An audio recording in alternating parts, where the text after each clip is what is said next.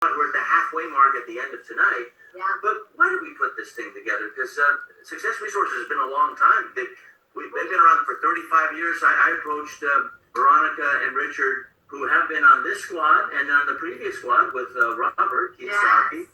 And we approached them 7 years ago, 5 years ago, 3 years ago. Sandra and I trained together on stage at Guerrilla Business Intensive. And then 1 year ago, and finally when this lockdown happened, there was an urgency. Everything was shut down. All the events have shut down. And this has started a brand new division. Thanks to you, we have thousands coming, and we're beginning a movement called the Succeed Movement. And virtual presentation is not new, right? No, it's not. The thing is that Success Resources is the largest event organizer company in the world. And so when they realize, well, we can't continue to serve our participants, students, clients the way we used to, how do we continue to make an impact? Because their mojo is to change lives together. And we just want, well, let's pivot quickly and let's do it virtual. And thanks to them, we're learning and growing so much from the comfort of your home like it has never been done before, which is awesome. And we begin with a very transparent and important question, and we want your honesty,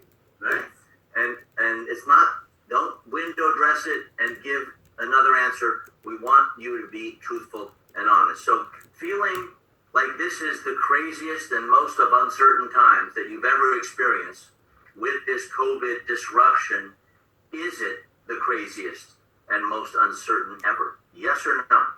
So a yes, if it's the most you can remember. No, if it's not. For me, it's even more than 9/11. I remember where I was during 9/11. I remember where I was when O.J. Simpson was driving his white Bronco in the freeway. And I don't know if you were born then, but it was in the streets of Los Angeles. But I don't believe I've seen it like this before, because healthy people are locked down, and that's not usually the case. What are your thoughts? Yeah, I was traveling when it was in 9/11. I was traveling around the world for 3 years. I was in Paris, and back in the day, I had to walk to the library to get internet on a computer to be able to send emails to my family and my friends back in Mexico. And I remember I showed up because I've never been one to watch news or anything like that. I showed up in the morning to the library to do my emails, and there's this security lines and everything. I'm like, what just happened? So everything stopped. Yeah, everything. And so with our speakers, everything is stopped for them as well. Now, our speaker tonight, and I see we're going to stop the poll in 5, 4, 3, 2, and 1. Very interesting. You be the judge. Yeah. Well, you can see the numbers, and you can wipe the poll away too on your side, because we see it, you do as well. Before the second question, which I want you to ask, our speaker tonight has had millions of views on YouTube, so he has one advantage that some of the other speakers don't, is it may even be in the billions now.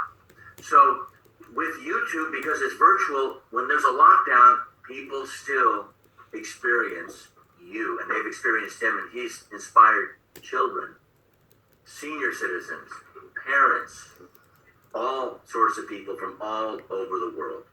And the toughest part of getting to know him is pronouncing his surname properly, which we think we got down.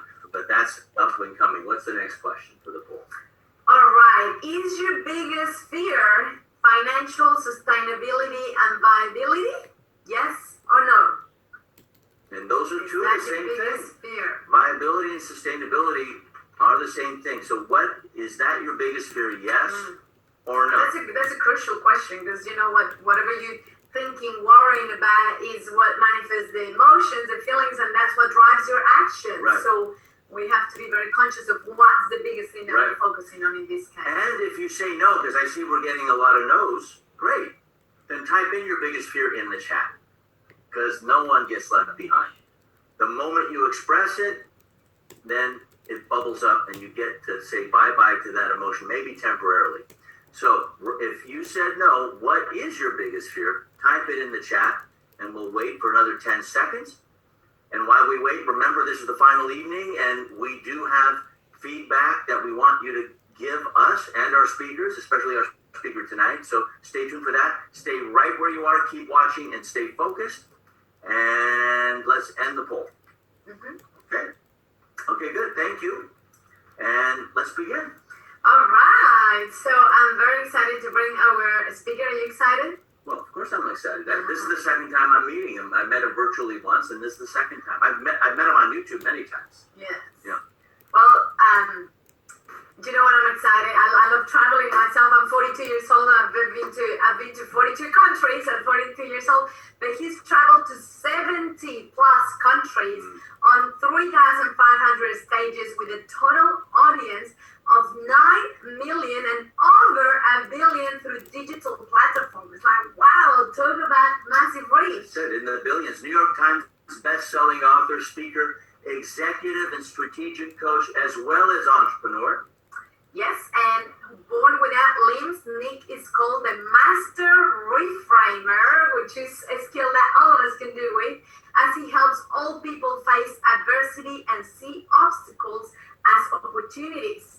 Now, we're in Australia, but I'm normally a Californian, and he is where I grew up, nearby anyway, and it's very Aussie-like for us to be switching, and then I'm repatriating back, but he's now married with 4 children, Aussie-American, and he joins us from California today to inspire you. Please welcome Nick Vujicic.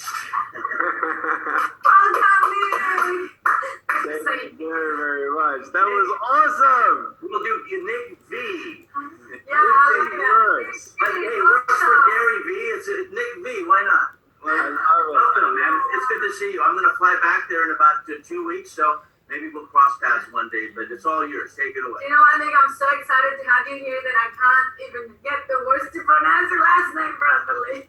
Nah, you guys did great. I really, really appreciate you. Thank you for including me in on the leadership squad on this series. So thank you, Alex and Sandra. We'll catch you later. Okay, we'll see. Everyone, it is my privilege and honor to be with you on virtual live session right here, wherever you're at, whatever time zone you're in. Thank you for watching. I'm so glad that you and I can connect, and hopefully your family's there as well. And I just want to tell you, first of all, if you haven't seen any YouTube videos of me and my story, I just want to first of all say, I'm not very different than any other human being on the planet, in my opinion. Many people look at me and say, wow, Nick, you know, you have no arms and legs. And I'm like, yeah, but I don't know anything different. And I just want you to know, it was quite funny the other week where I was texting my first cousin in Australia, and his name's Marty. And he said, you know, how you doing? I asked him how he's doing.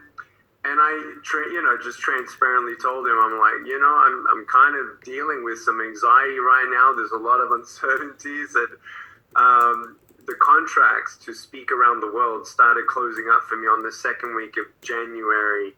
And I'm like, yeah, this could be very, very difficult for everyone. And he texted me back and he said, what do you mean you're anxious? I never thought that you would ever be a person to say that you have anxiety. And I just want you to know that no matter who you are, what stages you're on, no matter what success you have or how much money in the bank you have, or where you're from, what industry you're in, whatever difficulties you've had before, we all deal with change.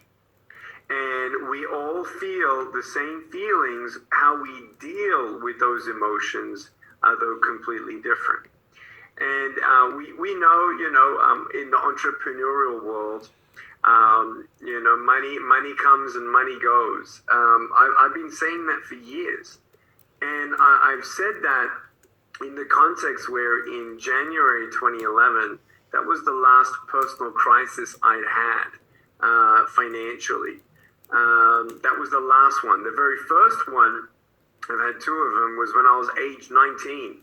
And I started going into the stock market. And I don't know if you were at all caught on that bubble that burst, but in 99, 2000, the tech company, I put a lot of my savings on the stock market at that time, and it went to 0. And in 2011, at least I knew I could still pick up the phone and call a couple people and eventually write it out and do a couple more speaking engagements.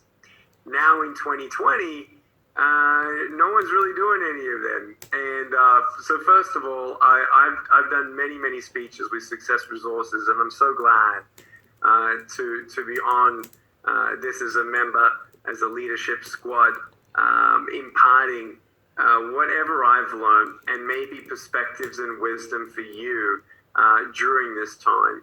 I definitely want to tell you that what you see is what you get with me. I've got nothing up my sleeves, and no, I'm not washing my hands so cleanly during COVID that you can't see them. I was born this way, and I do want to summarize my story just a little bit for those of you who do not know much about me really quickly.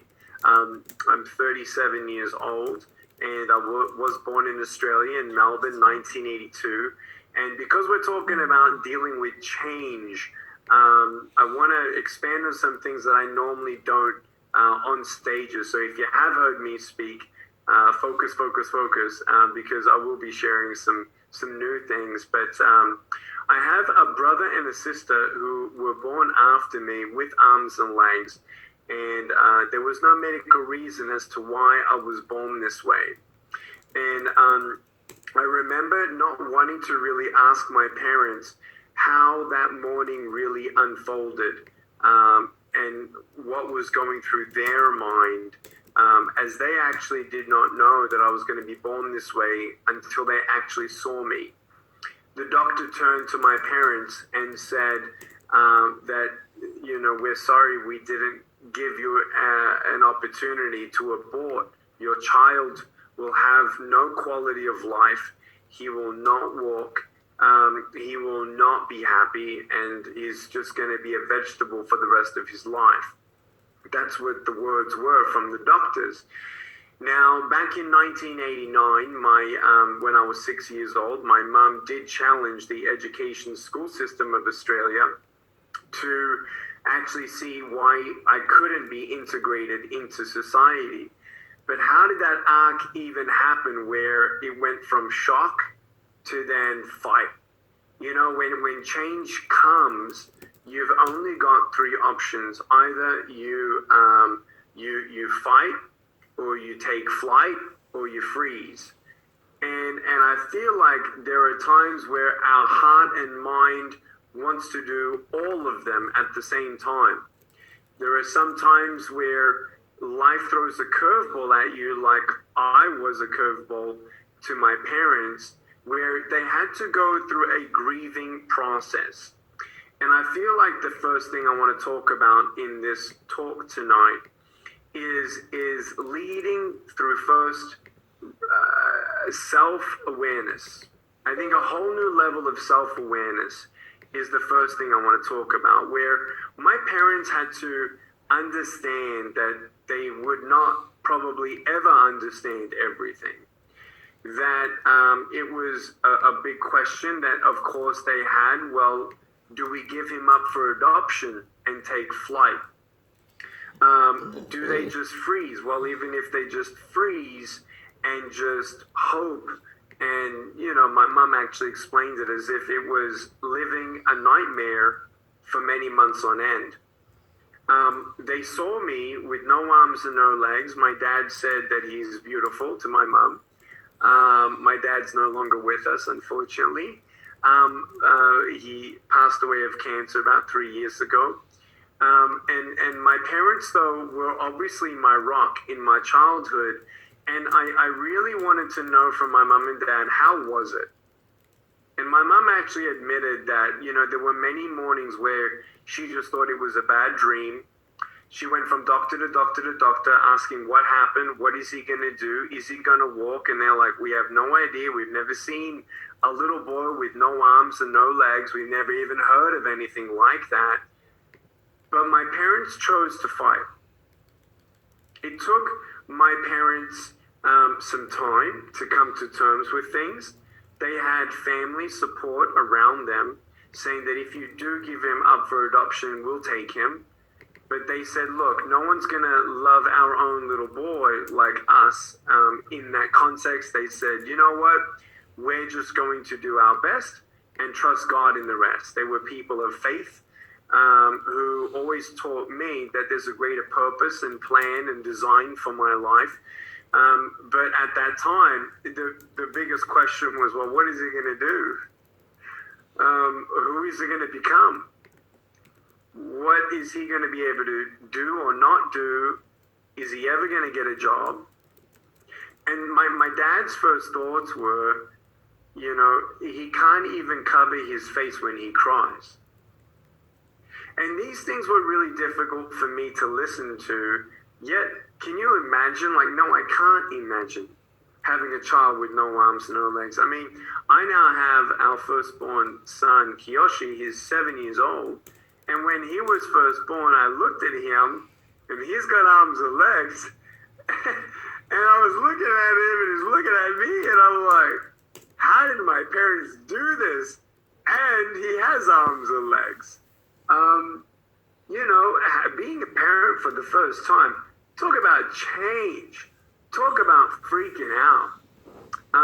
You know, it's definitely something for all of us to deal with, and especially though when it's negative, when a couple variables happen in a row. You know, it's not that just most companies just, you know, get hit with a virus. It's the virus, then the quarantine, and then the implications and domino effect of that. For me and my personal business in the last 14 months, I've had a rough 14 months. And the financial situation that I have, not the nonprofit is doing fantastic, by the way. So thankful for the team and everyone that's pivoted and doing a lot of things online. In fact, on the nonprofit, it's almost like we're fast tracking out 10-year goals in some sense. But for the motivational speaking circuit, I mean, I'll never forget, we did 9 countries in 10 days with Success Resources one year. They say I run so fast to leave my legs behind. But when you got that one? When you actually have the negative impact in your life, the first thing that we have to do and deal with is with emotions. And when you're very self-aware of your surroundings and your situation, you can't lead your own life without a healthy mindset. And I don't think anybody's really authentically honest with themselves if they just pretend that it didn't really affect them in any way, shape, or form. I think we all go through ups and downs, and I'm not the guru who just says just have a cookie cutter formula and, you know, override what you feel and do good, be good, and good's going to happen. Well, we know that bad things come to everyone. We know that life at times feels very unfair. I mean, having a child with no arms and no legs, that wasn't the first difficulty my parents had. No, they fled Yugoslavia in 1960s. My mum was 6, my dad was 15. They met as adults in Australia. They were in refugee camps, sometimes having not much more than bread and water. My grandfathers were both in jail, persecuted for their faith and beliefs, in being pacifists and not picking up a gun.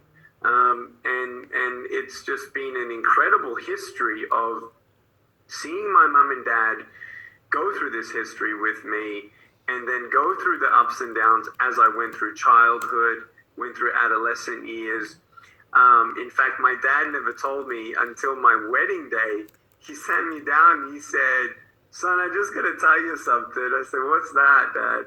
He said, "I never thought you'd get married." And he said, "Not only did you get married, but you married the most amazing, incredible woman." And I'll get to her a little bit later. But, you know, looking at that whole arc of seeing a child with no arms, no legs, with no medical reason, with no, you know, warning, what do? You freeze. Whether you like it or not, you're in shock. January, I froze. I was kind of in a mental block. Wait a second. What does this even look like? Payroll. My nonprofit don't pay for my caregiver. We got payroll. And if you're a small business owner or you're an entrepreneur, you understand the weight and responsibility you have for all those around you that you want to continue to be loyal to. So there's a lot of emotions when you look at the financials of your life. In fact, they say that 80% of married couples fight mostly, the majority, 50% of all arguments are money-based. 80%, what I wanted to say about my parents was when you have a child with no arms and no legs or any other disability, the stats don't lie. 80% of marriages that are affected with a child or a disability in the family, 80% of those homes actually end up in divorce. 80%. So, take it that it's also a unique disability where no one really had anything. What do you deal with? I want to first of all tell you that when you go through a shock, you have to be very self-aware about how you're feeling and not fly from them, but sit in it. It's yuck. You can get stuck in it. We'll talk about not getting stuck in the yuck later, but you sometimes just have to sit in it and feel it. Because you go through times where it takes time to process. You know that you can't control what you can't control, but it takes a second just to figure out, wait a second, how much of this can I actually not control at all? And how long is the worst unknown of all this? How long is the unknown going to remain the unknown? Same questions as my parents, though. Same question as any other financial global economic crisis, right? 2008, the fear in 9/11. A lot of different things that the world has gone through before. A lot of uniqueness towards this one, sure. But you first have to grieve.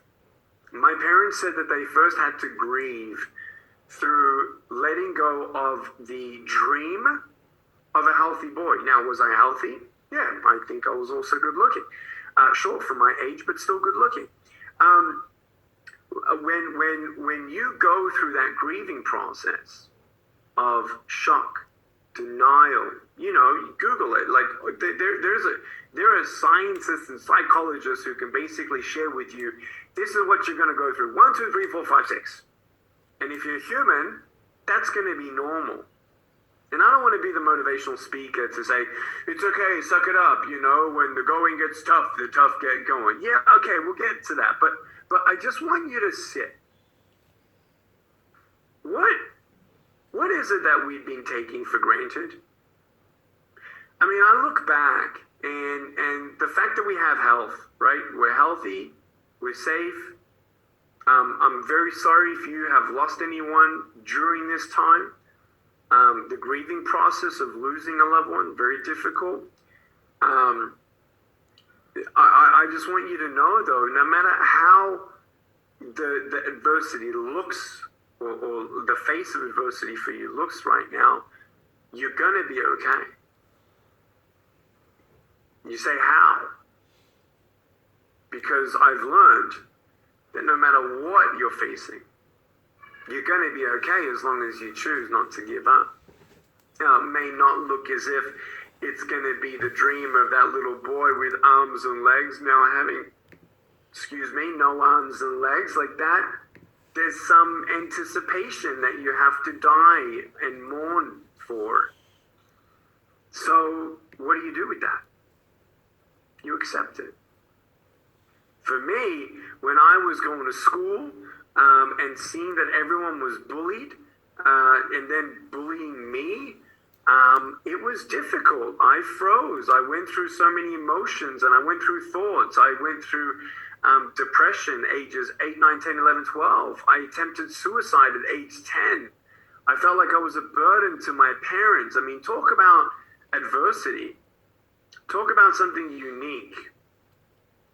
Talk about having to grieve. I grieved for years that I would be a burden for my family. I grieved that I concluded with my fear, right? When you look at fear, F-E-A-R, false evidence appearing real, right? When you're in shock, when you have all these emotions, one of the biggest emotions that we have to deal with in change, in leadership, is trying to decipher between the two categories of fear. And I talk about it on the Nick Vujicic podcast, actually. I just talked about goal setting. And the one before we were talking about fear, where you have rational and irrational fear. And you can have arms and legs or no arms and legs, but you got to break through that prison of fear. And the only way that you got to break through that prison of fear is knowing the key to it. To open the door, to break through, it's a key.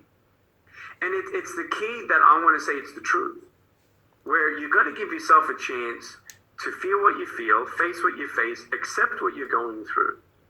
And then in that process of grieving and going through this mental, emotional, spiritual searching, you got to decipher in the fear categories between rational fear and irrational fear.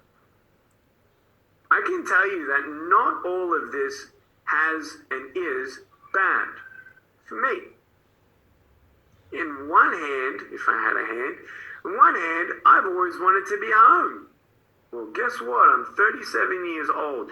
You know, biggest fear I had that was rational on the road? Those lonely times in the hotel, being away from my family, is I wonder if I'm actually going to miss my kids' childhood before I actually slow down. I look at my kid, 7 years old, my oldest one. I haven't missed it. I'm so thankful. You know, that attitude of gratitude is so grounding. And before we get to that, you got to figure out what this fear is about. Because there is going to be fear. It's going to not feel nice. But when you realize that, sure, rational question, will my son without arms and legs ever get a job? Rational fear. Irrational is me telling myself conclusively based on three things: what I know, what I feel, and what I see, which is all limited. Feeling is feeling. Seeing the future, I can't see the future. Knowing what I know, we keep learning. I mean, there are companies right now that would think that this mode of operation right now is absolutely impossible. Totally not doable. But here we are. We're functioning, pivoting very differently. You don't know what's impossible till you know what's really possible. And sometimes the adversity actually puts us in a corner where we have to make one choice to fight. And when someone decides to fight and persevere and understand to take that thought that's negative, that's the irrational, conclusive fear of saying, I'm never going to get married. Grieving that I'm never going to have a child. Even if I had a child, I can't even hold my wife's hand. Can't hold my kids when they're crying. What kind of a life is that going to be? I can't even get a job, I thought to myself. I'm going to need to employ someone just to be employed. So who's going to employ two people for the one? No one does that. My parents taught me, just take one day at a time and fight. Fight the good fight. If you don't know what greater plan there is for your life and what that truth is, look for it. And you'll find it. And it was up to me. It's not up to our spouse. It's not up to our employer. It's not up to a friend of ours. It's us to decide today, my back's against the wall. No one knows how I feel. That's how we feel. But I'm going to fight. You're going to fight. When you choose to fight, you take one day at a time. But that doesn't mean that you don't go through the grieving process and all of these things. And as the strongest leaders actually embrace this humbling experience to be humbled. To know that we're not in control. To know that we can have the best plans. We can have the best practices. We all know that the changes in the world, right? Just because it worked the last 10 years doesn't mean it's going to work the next 10 years. It's almost as if like we get a reality check and a reset button given mandatorily. whether we like it or not. You can't change the fact. You have to face the facts. We can't also pretend to our employees that we really know what the future really looks like at this point, but authentically leading yourself means to, first of all, authentically being honest to yourself first. When was the last time you sat down and journaled? When was the last time you massaged your stinky wife's feet? When was the last time you said, hey, I just wish the world could stop for 30 days so I can actually catch up? Man, if I just had 3 months on my hands, I would finally start to write my book. It's interesting. For me, it was, I want to start a podcast. For me, it was, I want to be a strategic consultant and coach for executives around the world. I wanted to slow down, get off the road, reach more people online. Here I am, I'm doing that. It's crazy. Am I getting enough money for it? Nothing compared to what I used to get. Do I know if I'm actually, do I know that I'm going to have money in 8 months for bills to pay? No, I haven't taken a salary for a long time already, leading up to COVID. We've had a rough 14 months, like I've told you. How long can you go? I don't know, but I'm going to fight. What can you change? I don't know, but I'm going to figure that out too. I'm going to find out, what can I change? I want to ask you though first, let's go back to self-awareness before we go to point 2. That's the good stuff. But this is so important. Without this self-awareness step, I think we're not doing ourselves a favor. Can you think of a better time to know what values you live on? It's interesting. I feel very sorry for the people who just do what they've done for money without a sense of greater purpose in life, values, feeling like it's okay to lie. It's interesting. I feel for some of the leaders that go around the world and speak and speak and speak, and they kind of escape their own reality and do this and do that, and stay away from home and actually facing that right now. What you used to go to escape, you can't go to anymore. The things that you used to be confident in is not there anymore. It's almost like, wait a second, my ego's being hurt. My routines, nothing like it used to be now. Am I going to get through this? What better time is it than to really sit down with your wife? I mean, me and my wife, we do this every month. We sit down and ask each other 3 questions. What am I not doing that you'd like me to start doing? Isn't that a good question? What would you like me to stop doing that I am doing? And babe, lastly, what is it that I'm doing well that you want me to keep on doing? Major corporations, they only change maybe 2 or 3 things a year. Can you imagine where our marriage could be with 20 years of monthly questions of that? So where are you? What about your children? You want to spend more time with them. You want to have conversations with them that had nothing to do with getting off technology, cleaning your room, how was school, how do your homework. I mean, we're talking about them actually seeing how you deal with change. Are you stressed? Are you arguing? Are you pulling out your hair? Are you screaming back? They're watching you. Talk about leadership squad. I always tell my audiences, I don't care what your employees really care about you as much as I think about what your wife thinks of you, who you are when no one's looking, what your children think of you. I know no one really wants to talk about this stuff, but this is like the most valuable thing. I mean, for me, the foundations are the 4 F's. Ready? You've got faith, family, finances, friendship. Some people bring in fitness. Great. I don't work out. I don't care what I eat. Maybe that's not a good thing for now. I'm 37 years old. I'm kind of careful, but kind of not. Trying to do my best, but when you look at those things, how much time are we spending in our faith? I'm finding myself actually praying more, reading scripture more, reflecting, meditating, listening to music. I've found that, since I'm at home and my wife's homeschooling, Kiyoshi here, like full on, full time. We're moving from California to Texas. I'm doing all these things on Zoom, and it's a little uncertain right now. But when you go through all of this, it's such a great exercise to go back and be self-aware. And until you're actually in touch with yourself, you can lead whatever life you want and succeed in anything you want. But in the end, if you don't look after those 5 pillars, you're empty.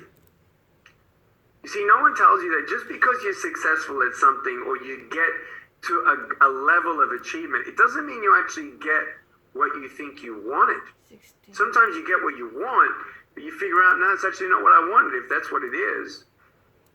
Remember, if you've seen me on stage, money, drugs, sex, alcohol, pornography, fame, and fortune, if you put your happiness in temporary things, your happiness will be temporary.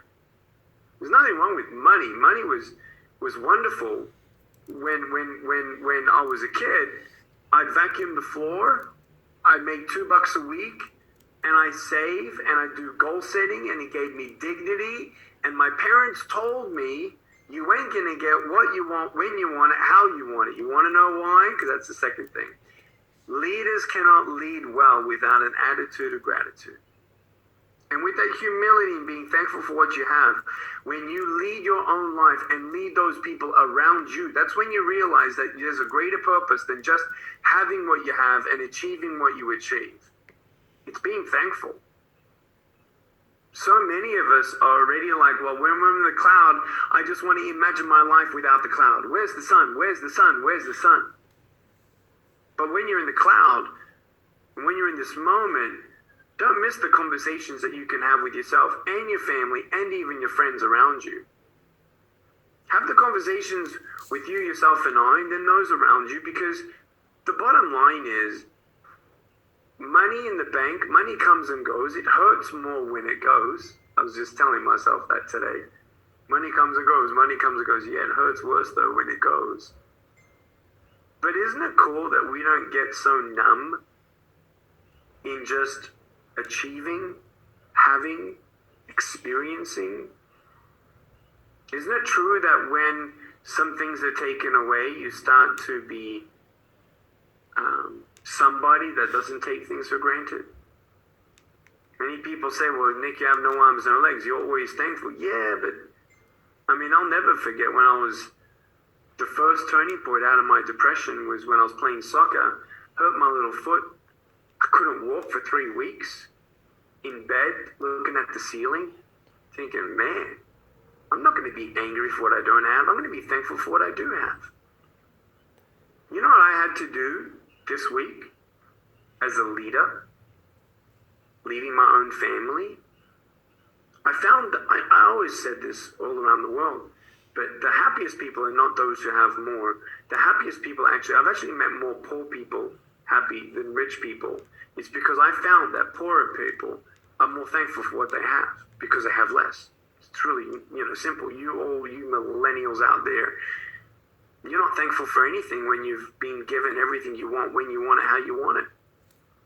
That's why I'm glad, we've got a curriculum for schools, for school students, social emotional learning. No one's been teaching that in school. That's why I started a curriculum, aiacurriculum.org. We're giving free lessons out for school students in homeschool situations right now where people need morals, people need values, people need to teach the next generation being thankful, being self-aware, being culturally aware, not just academics, not just success, but values.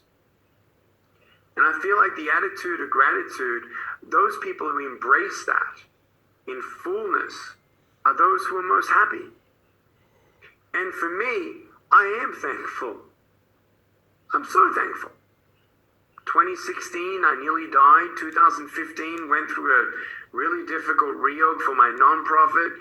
2011, lost all my money the second time. Global economic crisis, right? 08 to 12. Went through a lot in my life. But you know what I had to do recently? I actually had to think of all these things that could have gone even worse. Because when you're in that cloud, all you can see is the worst, the worst, the worst, the worst, the worst. All you can feel is the worst, the worst, the worst, the worst. But actually, when you do go a week in advance and you reflect a week back or 3 weeks back, it's kind of what I tell people. When you go through a valley, 5 years after the valley, actually go back in your mind. In fact, do that right now. 5 years ago, what was the cloud that you were in? What was the struggle that you were in? What were the fears that you faced? They felt insurmountable. They felt disabling, debilitating, paralyzing. Are you still here? Yes. Yay! Do you have anything to be thankful for? Are we healthy? Are we vertical? We're breathing on our own? This is me standing. This is me sitting. Not much difference, but man, I'm glad to be vertical. I'm glad that I have 4 kids. I'm glad that I live in a country like America. I'm glad that I have a wife like me. A wife like the one that I have who loves me, who's not afraid to look me in the eye and say, I love you, and whatever you decide to do, I trust you. But that's amazing. Knowing when to speak, when not to speak. I don't know how she does it, but she does it so well. And she encourages me more than anybody else. She gives me the grounding of the attitude of gratitude. I want to ask you, what are the 3 dearest things in your heart right now? Who are they? What are they? Thank them for being your friend. Thank them for just being them. For me, even recently, I've been calling some friends. It's so healthy. You don't even realize how much friends really mean to you until you connect with them. And I know we got social distancing, but it doesn't mean you can't pick up the phone. In fact, don't do a text or whatever. Call them, hear their voice. Some of you actually need it so bad just to reconnect with people. You don't even know what that even does for you. Because it's not about just seeing what they can tell you. It's not about that. It's just friendship. It's connecting. It's how we are wired.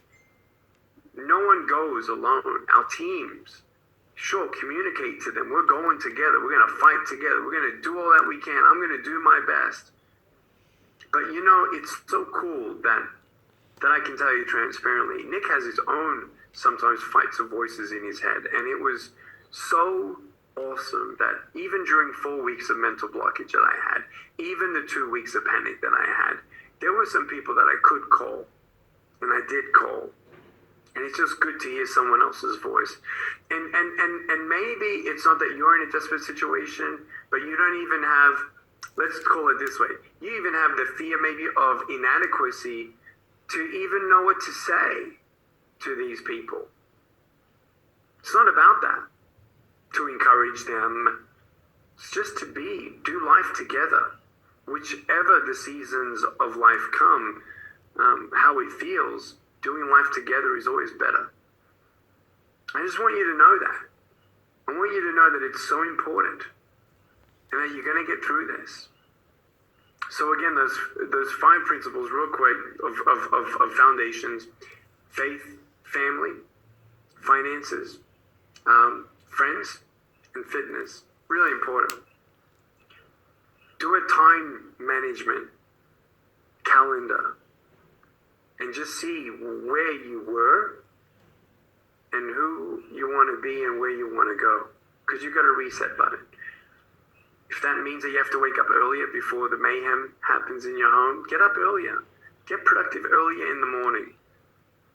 But do those self-awareness. Do these attitude of gratitude exercises. Write it all down. Start journaling. Call people. Because I feel like you need to be in touch with yourself on a whole new level and be aware and honest and then thankful. And then when you've done that, here's the good part. I want to give you these keys now, the keys that I always share in front of everyone, about how I became a speaker. There's about 7 points that I'll share with you tonight. But yeah, I did get through an attempted suicide, depression. Age 13 was thankful. Age 15, I had a revelation and started my faith walk with God. And then at 17 years old, I was just elected as a student government body member. And it was the janitor at my high school who looked at me and he said, "You're going to be a speaker." I said, "Excuse me?" He said, "You're going to be a speaker." And I said, "You're a crazy old man." He said, "Let me organize your first talk." I said, "No way. No, thank you." And he said, "No, please, let me do it." I said, "No, thanks." You know, the biggest fear in the world is public speaking, you know. In the end, I said, "Yes, I'll do it." It took me 3 months. He twisted my arm. He annoyed me like crazy. And I got up and I spoke in front of some students. And they were crying. And I looked in the eyes of one of these girls, and you know, the eyes are the windows to your soul. And I looked at her and I found that she had come to a self-awareness, an attitude of gratitude, and found hope. Isn't that what we need? Hope. Priceless. I hugged her. I hug everyone. I've hugged everyone so much my arms have fallen off. And the scary thing about hugging everyone is they can just pick me up and take me home. But I hugged her and my life changed. And another speech that I had, a girl came up and she whispered in my ear, "Thank you, thank you, thank you. No one's ever told me that they love me. No one's ever told me that I'm beautiful the way that I am." And that's when I knew I was born to be a speaker. The first key I want to tell you about success is you don't know what you can achieve until you try it. Second, when you fail, try again. Got to fight the fight, right? Number 3, failure is not a status. Failure is my classroom. So when you reframe these things, that's when you see obstacles as opportunities. It's not about, "I'll never get there. I'll never achieve that. I'll never be able to afford that. I'm never going to be an entrepreneur. I'm never going to get married." No. I'm going to give myself a chance. Some of us are just standing in the way of our own full potential. And that to me hurts the most, actually. The people who believe that they need to be given more before they do more. That might be something difficult to swallow right now because we feel like we can't do much. Well, how about having no arms and legs? Talk about feeling like you can't do much. Okay? You'll get through it. We'll get through it. We all get through it. Just got to be one day at a time. And for me, I started calling.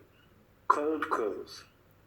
52 schools I invited myself to. And they all said no. And every time I got a no, I got better and better and better and better. And on the 53rd phone call, I learned 52 ways in how not to ask and not to pitch. Right, Thomas Edison? I never failed 9,999 times in making a light bulb. I now know 9,999 ways in how not to make a light bulb. You see, when you pivot that way and you reframe it that way, that's when you realize that failure is just my classroom. It's part of the process. How many rich, wealthy, successful people lost their money at least once? A lot. A lot. We all go through ups and downs. But the deciding factor of success, for those who just say it's not about how many times I fall down, it's about how many more times am I going to get back up.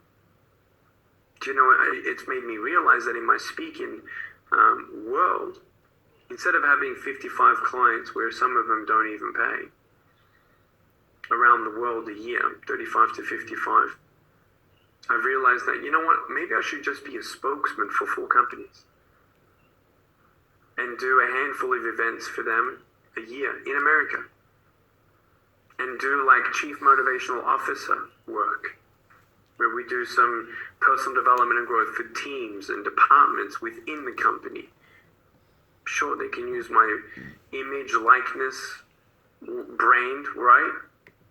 That wouldn't be so bad. Make the same money, half the amount of speeches, everything, a lot of it's online, with the teams. Build up a company. Why not? Maybe a realtor company, maybe an insurance company, maybe a direct sales company. And I just actually, this last 7 days, called a very big company in the realtor industry and pitched myself. It was really interesting because as I did that, it was like, how do you call it? Deja vu, exactly 20 years ago, calling these 53 schools. It's interesting how sometimes these life principles just never change. And when you look at the principles of success, they're all saying the same thing. There's like 3 books that if you just read 3 books, it's just hearing things differently put. And so the success principles that anyone has ever had, pretty much the same. And so for me, it was, you don't know what you can achieve until you try it. When you fail, make a decision and get up and fight again. Number 3, embrace that failure is your classroom. And when you do that, then you're getting ready to understand that when you're doing something significant, something that's of magnitude, if you tell me that you tried something one time and you got successful that first time, either you're extremely rare and lucky, or it wasn't significant. Because most things that are significant take a fight. Most things that you win at, you had to lose at first. So that's when courage comes into this. Courage. I talk about on the Nick Vujicic podcast.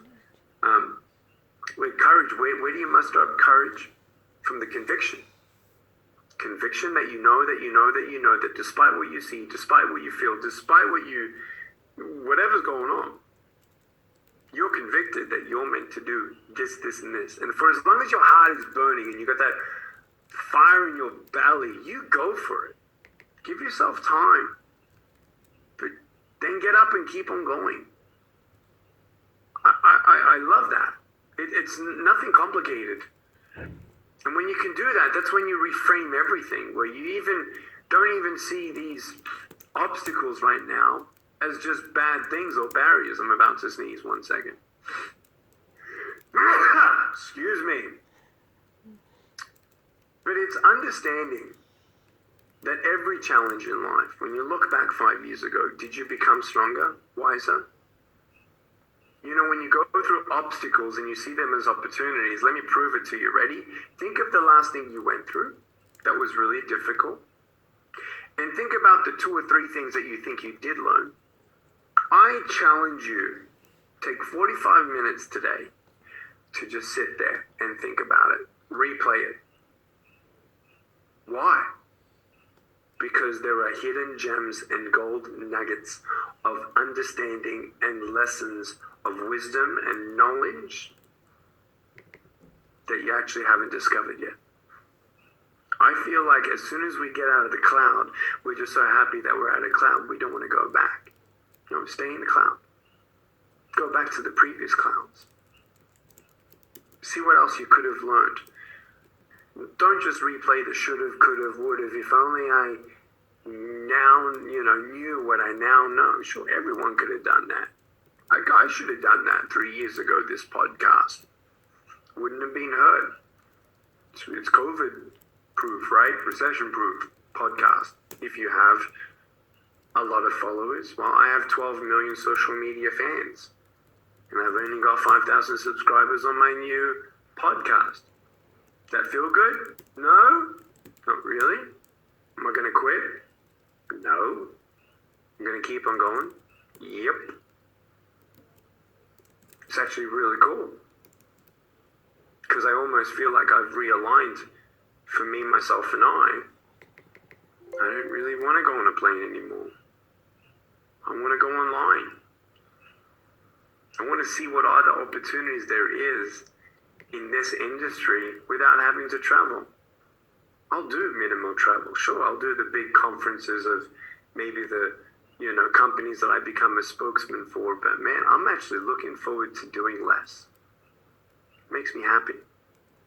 Some of you right now, though, you might be looking at the fact that I can't bank on that 9-to-5 job right now. I never wanted to be in a 9-to-5 job. That's why I became a speaker. That's why I went into real estate investing.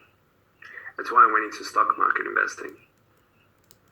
And a part of me is like, man, apart from social emotional learning for my kids, do you know what else I would want them to know apart from faith, which is to me the biggest thing? Financial literacy.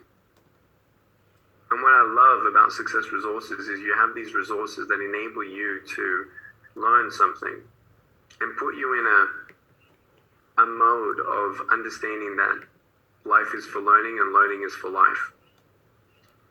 And when you understand that and embrace that and know that there are opportunities and accept that some of the big corporations that were successful in the last 10 years was really birthed during, right, the global economic crisis. Talk about a disruption, sure. But you've got a chance to first of all decide, I'm still going to be thankful, I'm going to fight the fight, I'm going to be self-aware, I'm not going to run away, I'm going to learn everything I can. And then we're going to go now through the keys, 4, 5, 6, 7, ready? Obstacles are opportunities. It is.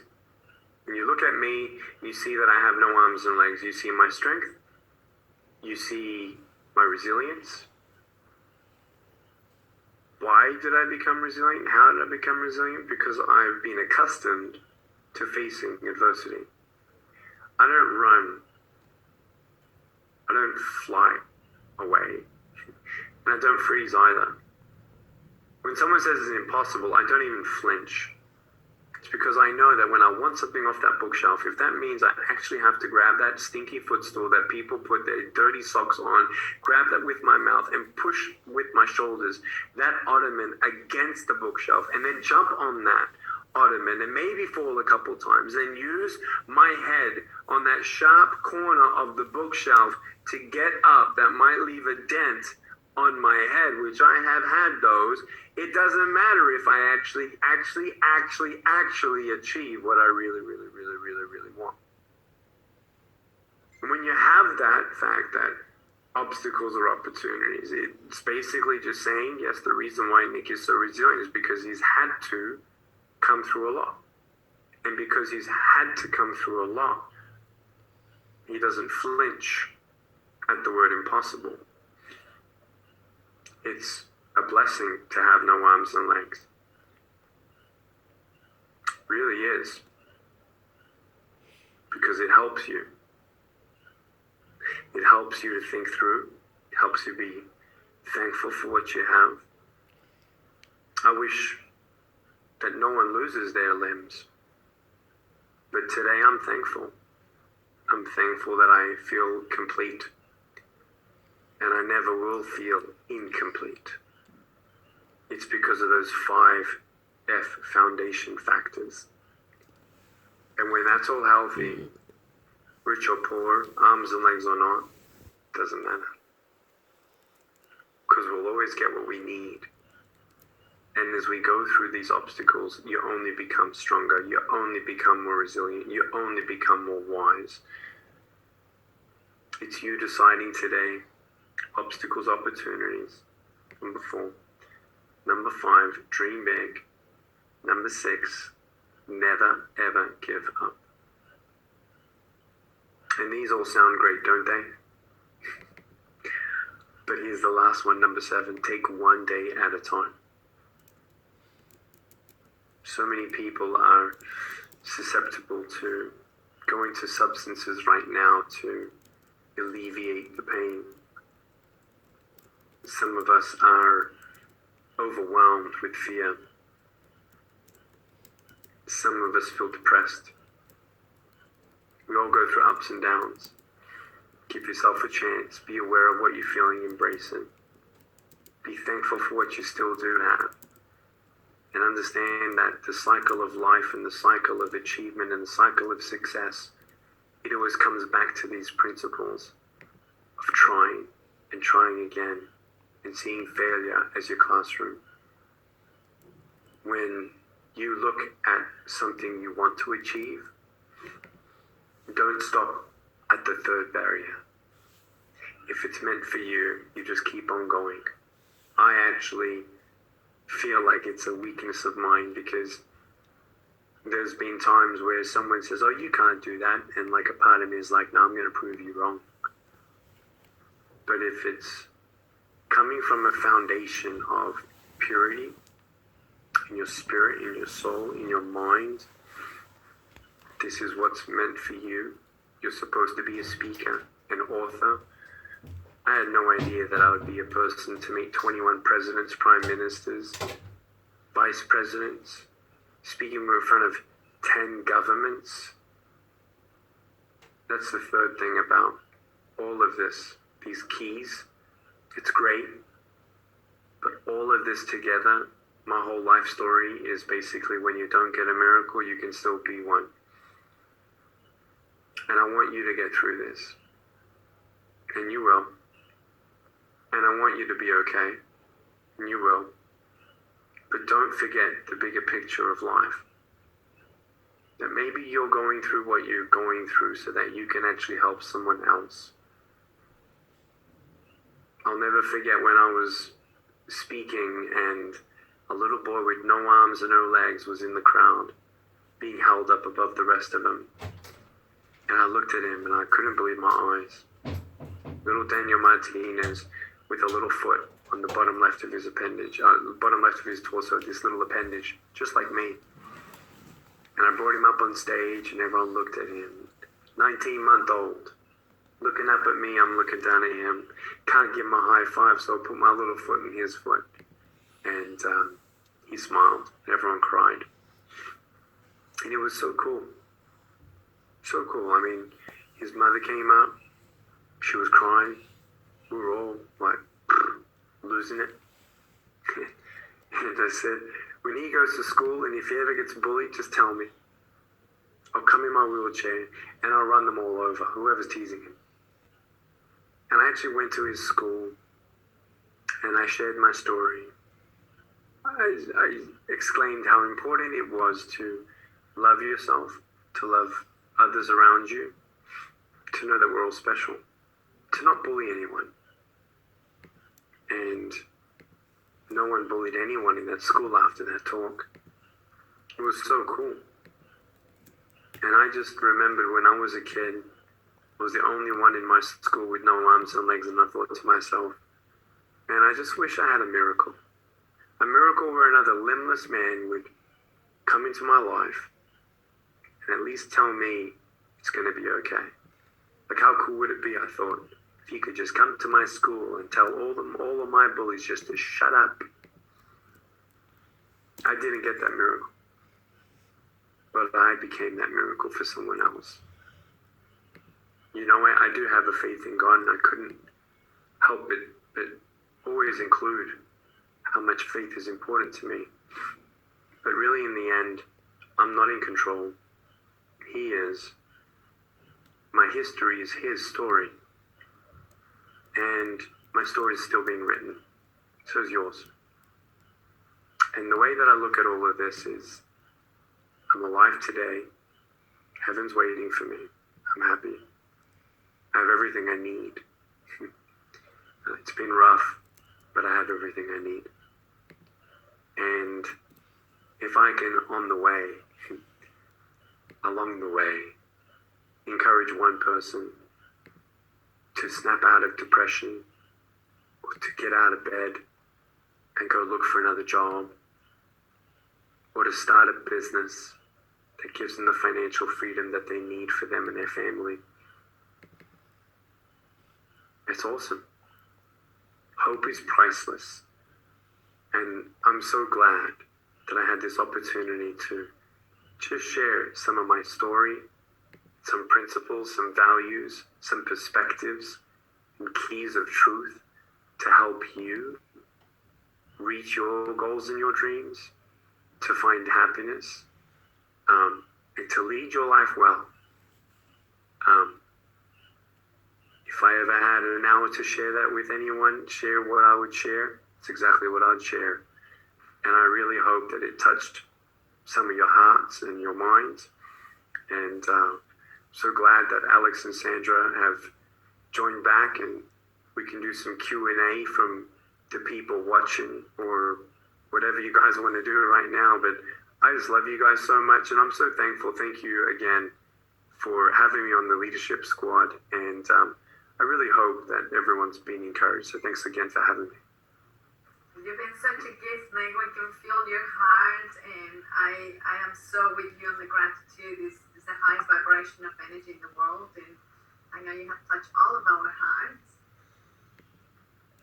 And we were hanging on your every word. We were here watching, and my hope is, as you're watching and listening right now, I want you to write down one word that comes up for you right now. Now, you heard gratitude, but I want you to write one word. It could be gratitude, but one word that would be the period underneath the exclamation point of what you just heard, and we'll go on to Q&A. What's your word? Heart. Not only because I could feel Meg's heart, but I could feel, apart from how beautiful your story is, how much you actually care for others, and how much you want to see that potential in others and see others succeed, and how committed you are to allowing your story to change other people's lives. So heart is my word. Cool. Nick, I'm going to ask you in a moment, so be prepared. I'm sure you're a ringer for this. I want all of you to think about it, and especially the introverts. Okay, get out of the shell and start writing. Okay, extroverts, they think with their mouth, but the introverts, they think with their brains, and it's time to think with your fingers. So what's the word? Write it down. Mine is commitment. Commitment. Because Nick's story is one of commitment. And I've heard multiple versions of different narratives of your life, Nick, but I never heard it that way. And I've admired you from a distance. We'll call it YouTube for now. And as it relates to life, I think that I had a friend who we lost, this year, Sean Stevenson, and he was about 3 feet tall, and he was in a wheelchair, and he got a new wheelchair, and he tragically died.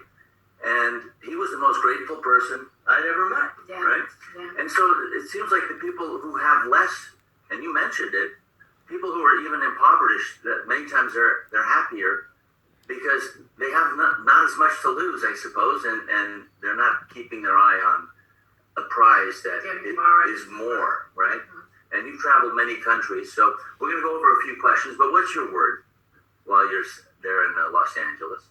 I think reflection. I've never done so much reflecting in my life. Good. And just, it's so rich, where you just think, and you just be, I don't want to sound so whatever, but it's not vague at all. It's an intentional self-reflection that I've actually never done this deeply.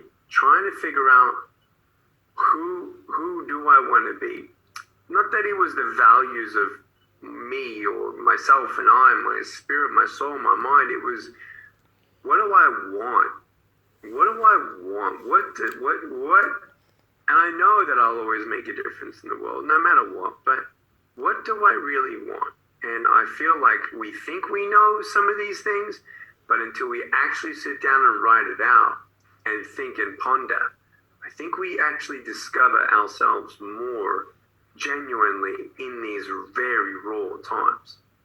Yeah, and this is a time for reflection. Everything is a mirror, and we have time to reflect. Yeah, my mother and father live in the LA area, and they're quarantined. They're older. They're in their 80s, and they just want to get outside. And some states are different than others, but California seems to be a little more strict. And so in looking at reflection, in business we call it vision. And in the next 10 years for Nick, now that you've been reflecting on it, you've been expressing, I've been watching you manifest verbally because I can sense what you've been through the last 18 months. But what does it look like personally for your family and for your business? You gave us a few hints about going virtual and maybe 4 companies, maybe one of them is watching right now. You never know. You never know. Yes. Storytelling. Right. You know, it's really interesting. I feel like, like almost like the bucket list, but all the the things that in my vocation, in my DNA, in my blood cells, real estate you'll never get out of me, and stock trading you'll never get out of me. I never gave myself a shot genuinely at that, and diversifying the things that don't need the face of Nick. And so that's an interesting.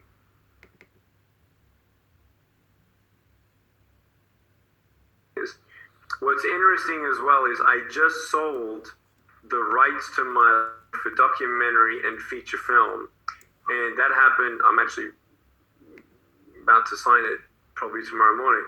The contract, the rights to my life, right? How you say it again? The way you said it, I just signed the rights to my life, so that came out very interesting. Is that interesting? Yeah. The rights to my life story on documentary and feature film. And really, really happy with that move, where I'm not going to be 67 when the documentary comes out. I'll be 40 or sooner. And that's exciting for me because it's another medium in being able to reach out and do what I do. So yeah, look, we're restarting. Even before COVID happened, I told my wife that for 2 years I've been contemplating very, very deeply, mourning over leaving California. I felt like there was going to be a very big change happening here, and it would be better for our family to go to Texas, out to her family, and just for the next 5 to 7 years. And so between moving and not speaking and the podcast that I'm doing, hopefully some spokesman deals as well, I'm open, but I just never thought I'd be so allergic to the idea of, Nick, you got an invitation to get on a plane and go somewhere. I'm like, yeah, I'd rather do 12 of these speeches, no problem, with you guys. So I'm just excited, but that's that. And wanting to be here with my children and my wife, I think I feel like let's say it this way, one of my business mentors, he had a near-death experience, if you will. And he said he feels like I get to live again. And that's exactly how I feel. 2020 has been the year where Nick feels like I get to live again. And it was actually even different than when I actually nearly physically lost my own life in 2016. So only 4 years ago, I nearly died. This actually feels like a real fresh new start. I can't explain it. But I'm excited, I'm humbled, and I want to do every major decision with my wife. I've learned that. The more you can make decisions together on and in on, the better for everyone. So I'm looking forward to family, less travel, and still reaching the world through different mediums. Because families that learn together succeed together. And I'm with you totally on preferring virtual stages versus physical stages. So I can sit here with my slippers under my desk rather than standing on my high heels, all day and then having sore feet at the end of the night. So. I know, I'm barefoot right now too. So nice, isn't it? So, Nick, we have some really good questions here coming from our participants. They've all been so touched in, you were talking about taking things for granted, and I think a powerful thing of that is that we underestimate the power of ourselves, and we, in the busy normal life, we're always busy trying to stuff down our experiences and emotions with external influences, and when we have the time of going within and doing all that reflection, I know for me even a few weeks ago, going through a tough time, it's like I found that strength and that peace within myself, that if it wasn't because of the lockdown, I probably wouldn't have taken the time to do that, because I would have, been going to external resources to help me with that. And, there's someone here asking, how does someone really have that inner self-awareness and discovery of what they're supposed to be doing in life? I love that question. For me, it was even questions that I've been asking myself. So normally, every 3 months, I actually do a whiteboard session. I get a whiteboard marker in my mouth, and I fill up 4 or 5 whiteboards. And the last, I'd say 16 weeks, I've probably done it actually 6 times, because things were like, wait a second, what's going on? And wait, what's not happening anymore? And more, it was just a massive consolidating process for me, and trying to discover what's still most important to me, a prioritization kind of systematic thought process. And for me, it's being okay to revisit some of those bigger long-term goals, mid-term goals, short-term goals, things that have been flipped on its head. But really, what gets you excited? The fact that we're thankful in a way of gratitude, because we've been taught as kids, me and my wife, we were actually raised up in poor homes, to always give back to the poor. We haven't stopped our sponsorship, of course, with our 15 children that we sponsor. And if anybody needs help, the poor need help more than anybody right now. And seeing how that affects our own family dynamic, in knowing that it's not just us, me, myself, and I, and what we want, what we need. It's always making sure that we also take care of someone else in need as well. But what gets you excited? It's really interesting that it's okay that what used to get you excited doesn't get you excited anymore. It used to be exciting at one stage to travel 2,500 plane rides, experience countries and culture and all that. And great, but I want to do it with my family, not the way that I did it before. And so what gets me motivated, going back in and just doing that exercise again and again, but without watching the notes of the previous time, you'll actually see the most important things still come back up. The biggest dreams that you still haven't tried and given yourself a chance to try and achieve are still always going to make it at the top. And so it's really interesting how that happens, and you get a refined intentionality and direction for your life. And then reverse engineering that, it sounds scientific, but it's not. It's just plan of action and actually moving on that plan and doing your best. And don't be disabled with what you don't know. Just move on what you do know. And if something changes, let it be. It's interesting, like even my literary career, I've come to a change where I stopped writing books for a couple of years, and I may not go the conventional way of publishing moving forward. That looks different. How does it look? I don't know, but it has to keep me excited. I think the spark motivates you. It just brings you up. And you'll know it when the electricity goes on and through your bones. So there's still some things I still feel like I need to achieve. And maybe some of it's pivoted or changed a little bit, but just keeping yourself true to yourself on that is really important. For the college student, I graduated with 2 bachelor's degrees from Southern California, UC Irvine. You're near UCLA, of course, in Los Angeles. It was a different time back then. That was in the 1980s.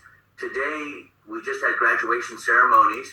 In fact, one of our speakers, Blair Singer, said he just had his son graduate from high school online, not even a physical graduation because of this lockdown. And many university students are graduating online. He didn't use the word virtually graduating, because then people would think, well, they didn't really graduate. It was so I'm not using the same words he did, but what would you say to a college grad these days? I know what I would, but what would you say as they're coming out? Because probably the jobs that they thought they were going to get going in no longer exist coming out. So what are some of the words that you would share, having been all around the world, meeting so many ambassadors and people of dignified level in different countries? Yeah, look, grieve whatever you need to grieve, but you're young. The 18 to 36-year-olds right now, they say they're gonna be the age bracket that really hurts economically and direction-wise. I don't know if I believe that, because I really believe in innovation with technology, with people quickly learning something. Is it going to be that, X amount of millions of people are going to continually be unemployed? I don't know. I can't tell you the future. However, at least those fresh graduates, let me just say that, you're going into a job that from here on, man, how great of a part that's going to be, because for that job that you will get, for that to exist post-COVID, what else could the world ever really go through? I'm sorry, but it's so unique that it would take, I don't know what, to stop the world again. Apart from a World War III, which is World War III, which doesn't shut any jobs down anyway. This is to me as worse as it could ever get, in my opinion. I hope I'm right on that, but take it that it's not as if you just started something and then 5 years later, you're back at square one. It's like, learn, talk to as many people as you can, read as much as you can, learn as much as you can. Don't just figure out what's being said in your country. I watch the world news. That's why I knew what was going on, because I was watching world news and reports of stuff before America at all talked about it. And so get on the front edge of knowledge, understanding, do everything you can so that when the opportunity arrives, that your eyes actually detect that opportunity and run for it with all you got. Well, I don't know what you would say. Well, I would say that humans make predictions, and humans are in error, especially the academic humans who predicted there'd be 3 million deaths, then 2 million deaths, then 1 million deaths, then 500,000 deaths, and it's like a flu. Now, every death is tragedy, but for this lockdown to have happened, I have my own opinion. If they could be wrong, I think they could also be wrong, whoever they are, about what's happened to college and university students, because new jobs have opened up with Virgin Atlantic and with other major companies where people are telecommuting. Parents are no longer cursing out the car next to them because they're stuck in traffic taking their kids to school, and no one's yelling at each other in a parking lot at Whole Foods because they're trying to get into a slot closer to the store. So I don't see trafficking anymore. I don't see drug trafficking, and I don't see human trafficking because all the borders are locked down and all the ports are locked down. So I think it's going to be a reset of just magnitude that we didn't even realize. And I think you're in a very unique position, because I've been doing digital marketing since 1995, so that makes me before Google. And this post-COVID, or PC, as we would say, instead of AD, I think that you have a magnificent opportunity of staying local, but being seen global, and you'll be with your family. So I'm very happy for you, and I'm very happy that I've got a chance to learn more about you and get to know you through your speech, as I'm sure everyone else is watching probably has a sense. You have another question? Yeah, there's another couple of good questions here. The first one, Nick, is what would you tell the entrepreneur who had to close his or her business down? Look, I just want everyone to know that it's a lot of this is difficult for everyone, and I just want you to know that you're not a failure. You didn't bring up COVID; it's not your fault. It's basically similar things that I've been telling myself, where you have loyalty to the people around you, and wanting to make sure that everyone's provided for. All you can ask yourself is doing your best, and don't make rash decisions on that's it. That's I'm never going to do anything again, or whatever. Don't also make a quick decision to say, let's do it again. Let's give each other 6 months, and let's get back up on the horse. Take your time, especially if you have a family. Be careful with your decisions, but also understand that You can only do so much, but that doesn't mean you're a failure. So take one day at a time. You're going to be okay. And if that's you watching, I'm proud of you for watching something like this.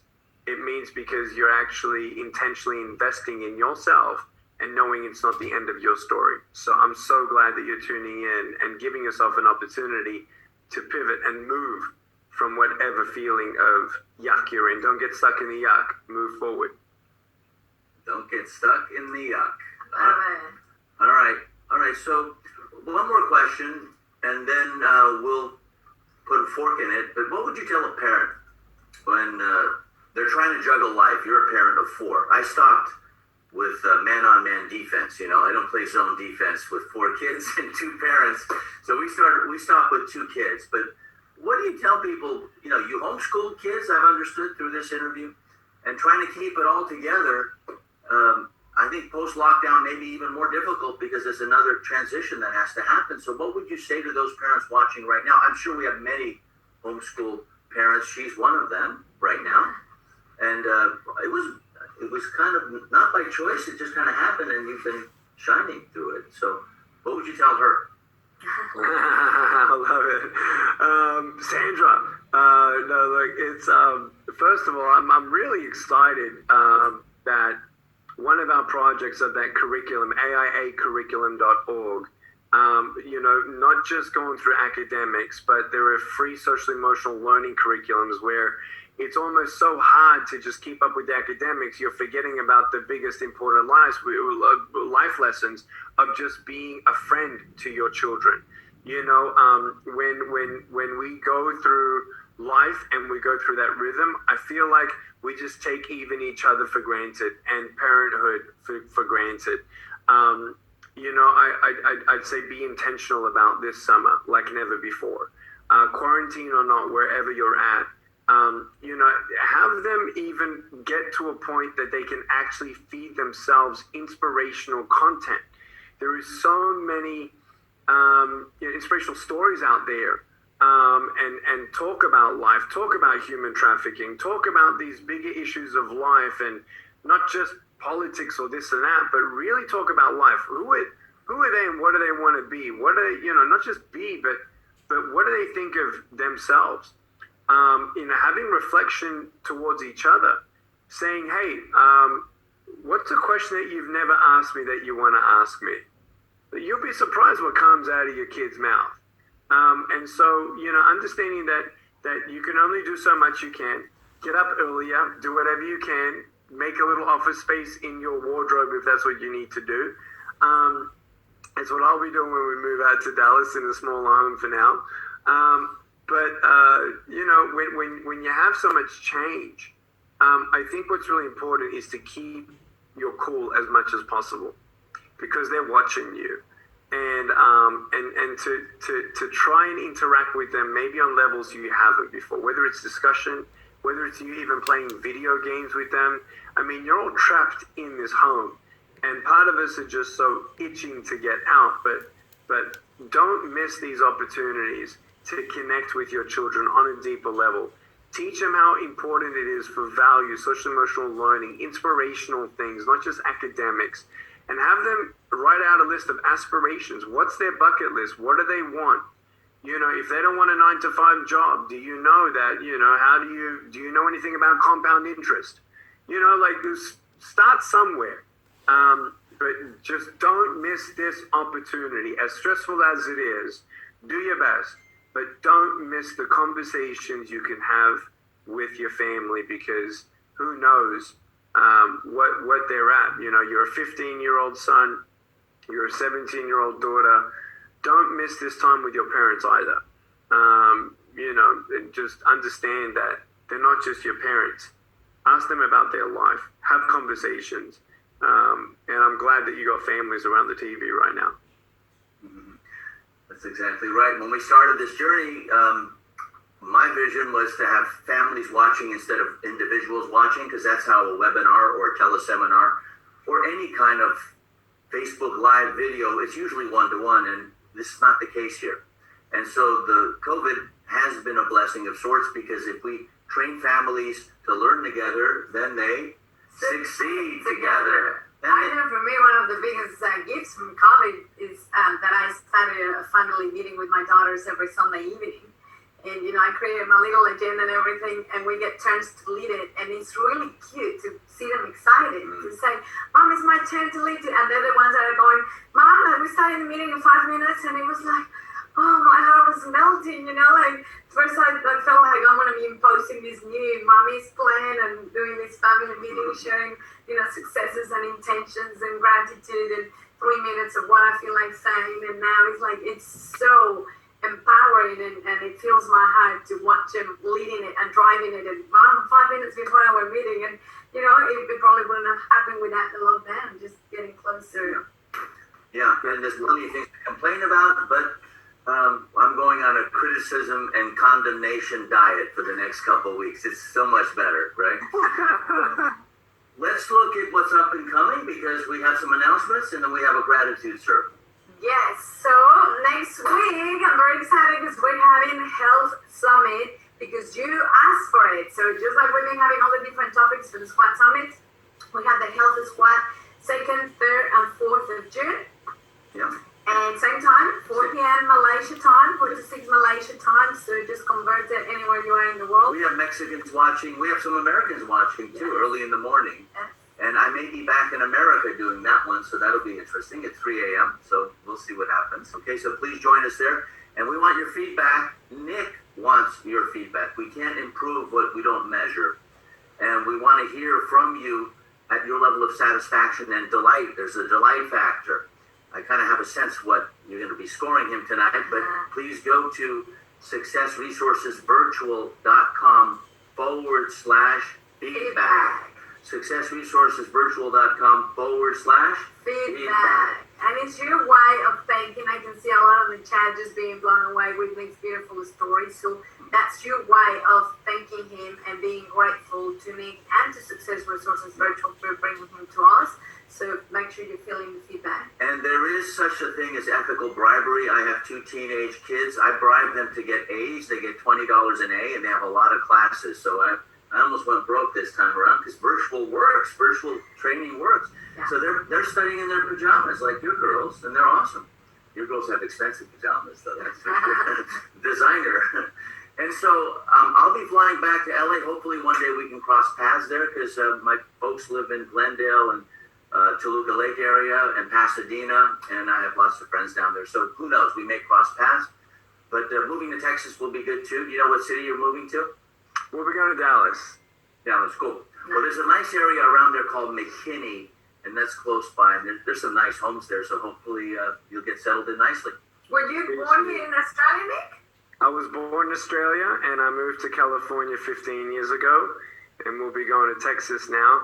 And I just want to say thank you guys for being such a great host. And if anybody else wants to hear more from me, they can go check out the Nick Vujicic podcast show and also nickvujicic.com. And I love you guys so much. And just this has been such a cool time together. Well, let's get them on to the podcast because we want to double your traction on that podcast. I know you started it, and it's like a locomotive. It gets, especially during lockdown. So where could they find it on iTunes? Or on Google Play, or where? They're on Spotify, Google Play, Apple. Just type in Nick Vujicic podcast, and I just interviewed a woman called Marie Cosgrove, who in 2008 she was fired by the medical company she worked for as a sales rep, and 2 years later she came back and bought the company. Nice. She bought the company that she got fired from. Such a cool story during economic hard times, and we'll be doing more leadership stuff there, so check it out, Nick Vujicic podcast.